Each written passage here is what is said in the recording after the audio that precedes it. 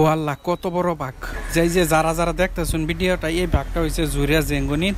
বর্তমান মানুষের কবলের মধ্যে পড়ছে, মানুষ চারিদিকে ঘেরাওতা ধরছে।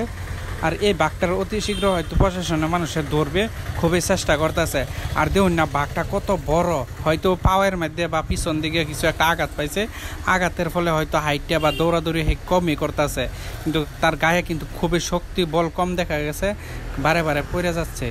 আর সবাই কিন্তু ধরার জন্য চেষ্টা করতেছে, প্রশাসনের লোক একেবারে সবসময় লাগিয়ে রয়েছে ধরার জন্য।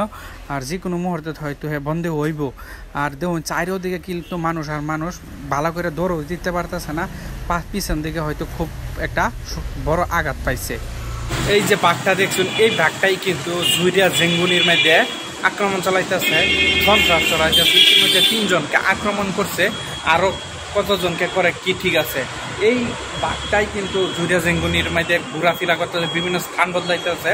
অবশেষে এই বাঘের পিছনে কিন্তু প্রশাসনের লোক লাগিয়ে রয়েছে, ধরার চেষ্টা করতেছে, বন্দি করার চেষ্টা করতেছে। যেহেতু এই বাঘটা কিন্তু খুব একটা বড় একটা বাঘ।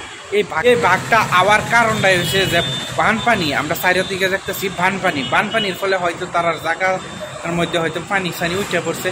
হয়তো এই বাঘের লগে হয়তো আরো কিছু বাঘ আসিন, এই বাঘেও বোধ বানপানি হওয়ার ফলে বোধ এক একটা বাঘ এক এক দিকে গেছে, দিশেহারা হয়ে গেছে।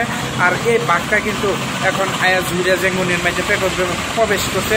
যেহেতু সবাই চাই যে নিজের রান্না বাঁচাবার লাগিয়া, জন্তুই হোক মানুষই হোক অন্য কিছুই হোক, নিজের যান বাঁচাবার লাগিয়া যে কোনো পর্যায়ে যাইতে পারে, কিন্তু এই বাঘটা যে ইচ্ছাকৃতভাবে আয়া মানুষকে আক্রমণ করবো এরকম ভাবে আইসে না। এই বাঘটা হয়তো নিজের জায়গার মধ্যে হয়তো পানি হয়ে গেছে, পানি হওয়ার পর দিশেহারা হয়ে ওই এখন আয়া জেঙ্গুনির মধ্যে আয়া মানুষের কবলের মধ্যে পড়ছে। যেহেতু এই বাঘটারে প্রশাসনে অতি শীঘ্রে ধরা ফালায়া হয়তো তারা বন বিভাগের কাছে পৌঁছায় দিবে, এটাই।